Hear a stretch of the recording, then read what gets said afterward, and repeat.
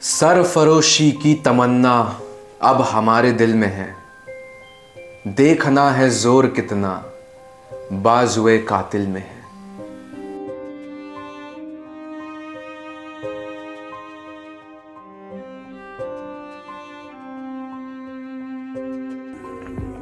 At the stroke of the midnight hour, when the world sleeps, India will awake to life and freedom. आजादी की लड़ाई में बहुत से लोगों ने अपने प्राण न्यौछावर कर दिए। उन्हीं में से एक थे भारत मां के लाल राम प्रसाद बिस्मिल, जिनका नाम तो हम सब लोगों ने सुना है, पर उनकी जिंदगी के बारे में बहुत कम लोगों को पता है। तो आज पंडित राम प्रसाद बिस्मिल, भारतीय स्वाधीनता संग्राम के अमर सेनानी पंडित राम प्रसाद बिस्मिल का जन्म 11 जून 1897 को शाहजहांपुर जिले में हुआ। उनके पिता का नाम था मुरलीधर, जो शाहजहांपुर नगर पालिका में कर्मचारी थे। उनकी माता का नाम था मूलमती। घर में लिमिटेड इनकम सोर्स की वजह से इनका बचपन बेहद सामान्य गुजरा और बच्चों की तरह इन्हें भी पढ़ाई में कम और खेल कूद में ज्यादा रुचि थी। बचपन में ही सिगरेट पीना, पैसे चोरी करना, भांग पीने की आदत ने इनको जकड़ लिया था और उनके इसी चाल चलन को देखते हुए किसी को भी उम्मीद नहीं थी कि इनका भविष्य में कुछ ठीक हो पाएगा। स्कूल के दिनों में ही इनको नॉवेल और मैगजीन्स पढ़ने की भी आदत लग गई थी। एक तरीके से लत लग गई थी और अपने ये शौक, अपनी इस लत को पूरा करने के लिए वो घर से पैसे चुराने लगे। पड़ोस के पुजारी से एक दिन हुई मुलाकात ने इनके अंदर पूजा पाठ और ईश्वर के प्रति श्रद्धा को जगा दिया और धीरे धीरे बचपन की सारी बुरी आदतें पीछे छूटती गई। मुंशी इंद्रजीत से हुई मुलाकात के बाद राम प्रसाद बिस्मिल को स्वामी दयानंद सरस्वती की सत्यार्थ प्रकाश पढ़ने का मौका मिला और उसके बाद स्वामी सोमदेव के सानिध्य में उनमें क्रांतिकारी की भावना प्रबल हुई। 18 वर्ष की उम्र में अपने साथी भाई परमानंद को दी गई मौत की सजा के बारे में पढ़कर उनके अंदर क्रांतिकारी भाव और जगने लगा और यही उनके जीवन का टर्निंग पॉइंट भी साबित हुआ। अब अगले वर्ष बिस्मिल ने स्कूल छोड़ दिया और अपने कुछ दोस्तों के साथ लखनऊ आ गए। अब यहाँ पर अपने जैसे युवाओं को ही इन्होंने इकट्ठा किया, साथ में मिलकर एक रिवॉल्यूशनरी ग्रुप को एस्टैब्लिश किया। अब राम प्रसाद बिस्मिल पूरी तरह क्रांतिकारी बन गए और इसके बाद उन्होंने कभी पीछे मुड़कर नहीं देखा। 28 जनवरी 1918 को बिस्मिल ने देशवासियों के नाम संदेश के टाइटल से एक बुकलेट पब्लिश की और उसे अपनी कविता मैनपुरी की प्रतिज्ञा के साथ डिस्ट्रीब्यूट किया।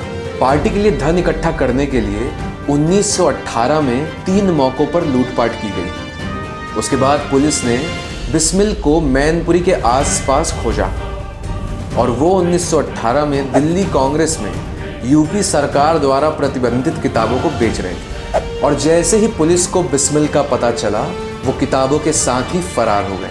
अब जब वो दिल्ली और आगरा के बीच एक और लूटपाट की योजना बना रहे थे तो पुलिस की एक टीम वहां पर पहुंची और दोनों के बीच में गोलीबारी शुरू हो गई।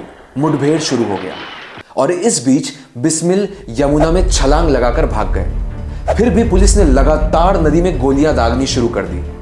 अब पुलिस को लगा कि शायद वो इस मुठभेड़ में मारे गए हैं, पर बिस्मिल वहां से भी रफू चक्कर होकर दिल्ली पहुंच गए और थोड़े दिन छिपकर रहने लगे। अब 1920 तक बिस्मिल गुमनामी में रहने लगे। यूपी के छोटे छोटे गांव में घूमने लगे, काफी सारी किताबें लिखी और अपने ही रिसोर्सेज से इस किताबों को सेल्फ पब्लिश करने लगे।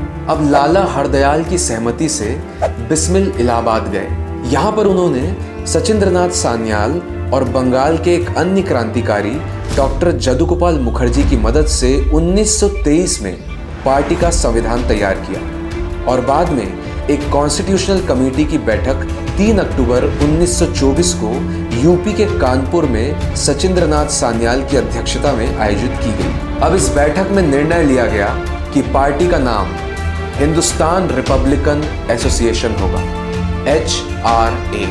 अब इस बैठक के बाद बिस्मिल को शाहजहांपुर जिले का एडमिनिस्ट्रेटर और आर्म्स डिवीजन का प्रमुख घोषित किया गया। और अब आता है साल 1925, 9 अगस्त, वो ऐतिहासिक घटना जिसके बाद बिस्मिल पूरे देश भर में प्रसिद्ध हो गए, काकोरी रेल डकैती।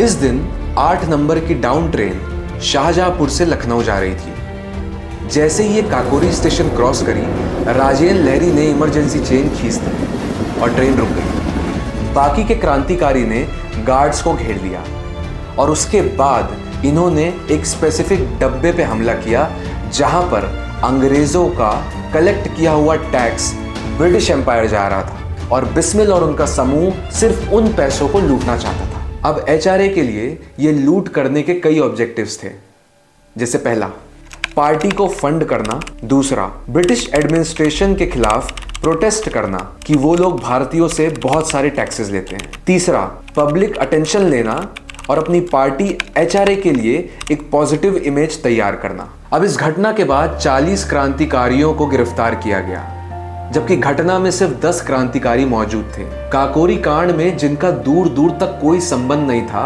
ऐसे क्रांतिकारियों को भी ब्रिटिश सरकार ने गिरफ्तार किया, पर कुछ टाइम के बाद धीरे धीरे उनको छोड़ने लगे।